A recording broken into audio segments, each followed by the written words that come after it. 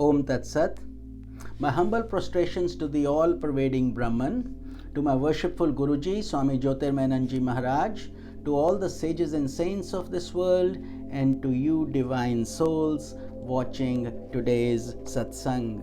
Today we will be studying Sutra number 28 from the Samadhipad of the Raja Yoga Sutras of Patanjali, commentary by Swami Jyotirmayananda ji and narrated by Swami Nikhilananda.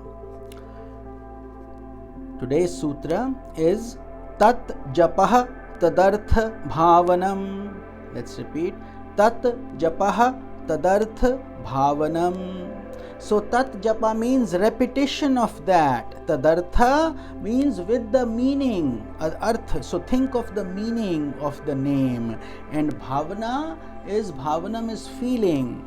So Om should be repeated with meaning and feeling. That is the meaning of this sutra. That when we chant Om or any of our mantra, we should not just do it mechanically. We should also try to think of the meaning in it and then the feeling that we add to it. So a mantra can be recited in three ways. Vaikri is when our mind is agitated and we speak it loudly, like we'll say Om Namah Shivaya, Om Namah Shivaya, Om Namah Shivaya. So we are vocal and loud. So the noises inside are calmed down through loud speaking. That's when we are in an agitated state or when we are starting the mantra. And then Upanshu is when you start feeling the calmness. There is no need to utter it loudly. You can whisper it. And so therefore, you have to do less effort manually, like your vocal cords don't have to speak it loudly. You can still speak so you can hear it, and a person maybe next to you can hear it because it's a whisper. So it will be like Om Namah Shivaya, Om Namah Shivaya, Om Namah Shivaya. That way. And then the Manasik is when you do it mentally, no sound. You'll just mentally focus on it. So you're chanting it Om Namah Shivaya, but not through your lips or through your tongue, and you're not talking, but you're thinking about it, mentally chanting it.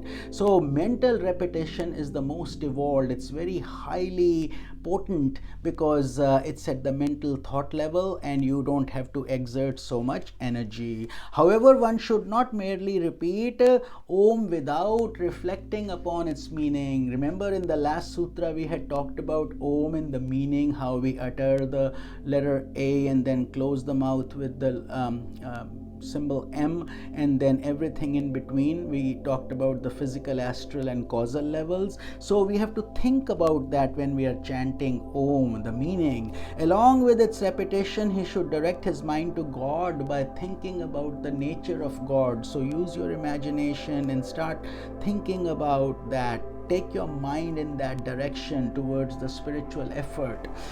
He should develop a sattvic feeling or a pure feeling and discover increasing sweetness by uttering the name of God. So the best time to do that, therefore, is early in the morning when everybody is asleep and you can have your time with no disturbance. And also sattva is very high at that time. Sattva means purity. It's very high because all the sages and saints generally get up at that time.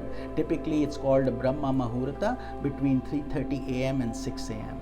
Generally, the earlier you can get up, the better, and the more time you can have for your spiritual practice. But that's generally a good recommendation.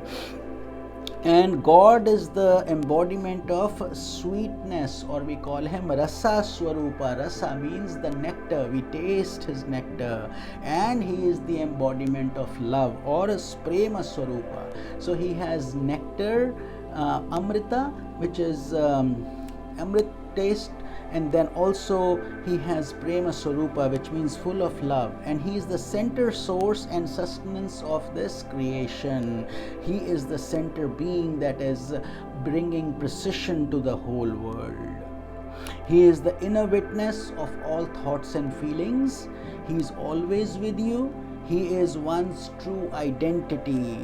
These thoughts pertaining to God must be entertained while repeating Om. So all these things, and this practice will gradually enable an aspirant to awaken mantra chaitanya, the mystic potency that lies hidden in each mantra. So if you keep on repeating that many times, Om Namah Shivaya, Om Namah Shivaya, or whatever your mantra is, it starts to gain a momentum, a potency, and it starts to work miracles inside of you. So it's a simple thing as that can have such a profound effect. That's why in the mantra initiation process, a guru initiates a disciple into a mantra, because remember, it's coming from God's energy, and the guru is the conduit passing that energy to the disciple. It draws divine grace, and when we repeat the mantra, to assist an aspirant on the path of yoga. So all the help starts to come when you start putting in your effort. And Gita also says repetition of Om is the best of all sacrifices, and that is in chapter 10 of the Bhagavad Gita, shloka number 25. The effects of mantra japa are described in the following sutras that we will be discussing tomorrow. This is Swami Nikhilananda. Om Tat Sat.